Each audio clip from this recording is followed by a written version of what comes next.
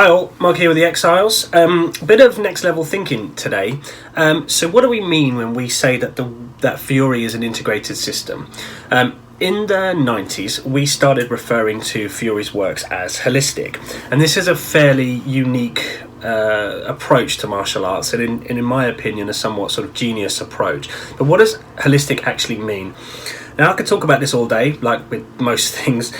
So in simple terms, what we mean is that the sections of the manuscript work together as one martial art.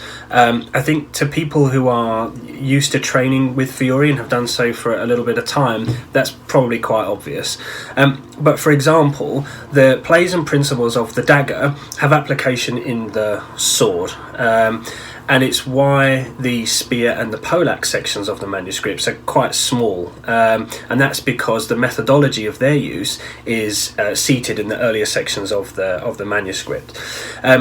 In fact, just calling them sections is probably a bit misleading, or could be a bit misleading. I suppose for academic purposes, we tend to think of the sections of the manuscript as individual sections, but in practical terms, it is wrong to think of them like this. It is one system, and to excel with sword, you have to also have an equal focus on practicing and developing unarmed and adversary and dagger, and this is part of the reason why perhaps the dagger section is the biggest section of the manuscript, is because most of the system's principles are demonstrated here.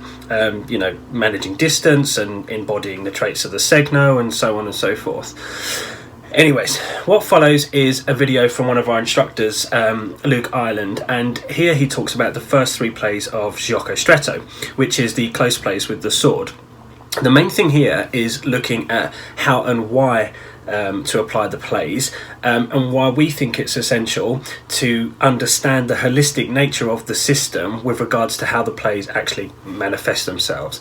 So first, Luke will demonstrate the first three plays, and then he'll cover a slightly more advanced way of thinking in terms of his approach to asking how and why.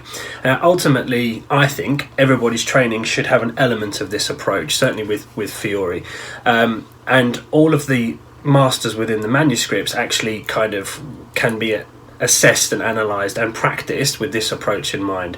It is important to remember, and I do say this a lot, but a martial art is more than just a collection of techniques. So I'll stop waffling and hope you enjoy the video.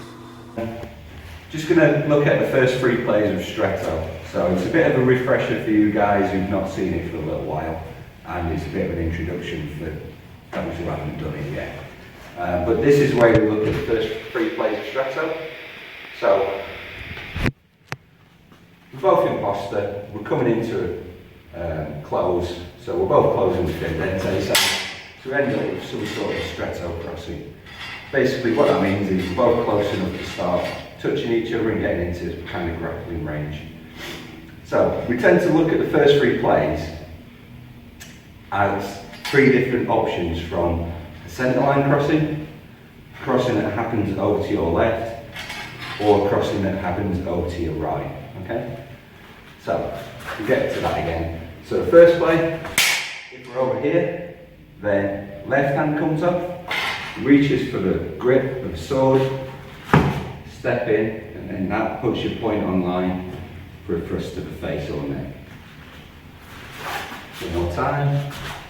There, reach over, now with body weight, stab. Second play, we're now crossing the centre, so I need to clear some sort of a line to get to Chris's face, okay? So I'm going to step in with a mezza volta, keep my sword moving forwards, and take control of his elbow, there, and pommeling the face, okay?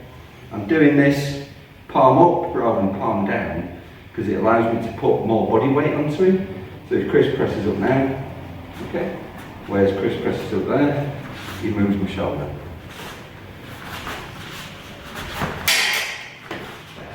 Okay? So I'm really trying to get him off balance, put my body weight on him as I pommel him in the face. Third play, crossing comes over this way. So now I don't need to clear a line to Chris's face. I can come straight in for a pommel strike and then either close in for the next plays, or if I choose to, can start moving back out into Largo. Okay? So one more time.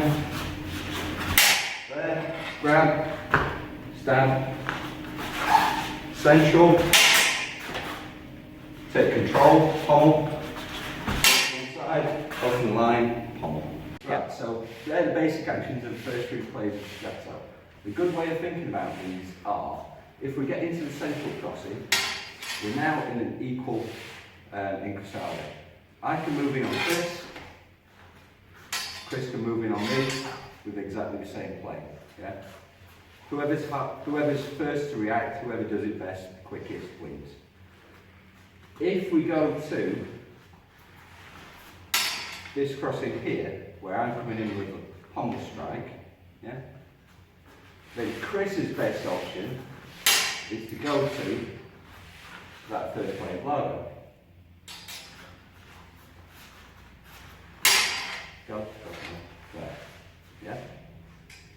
Whereas if the crossing's on the other side, now Chris is going to be trying to pommel me in the face.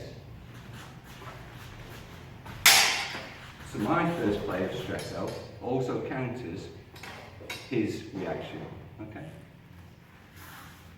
So the whole point of stretto is whoever does the best technique, the most appropriate technique for that angle, quickest and executes it best. Okay? Make sense? Right. Don't think of one as being the attacker and one as being the defender. You're both attacking and defending at the same time. Okay?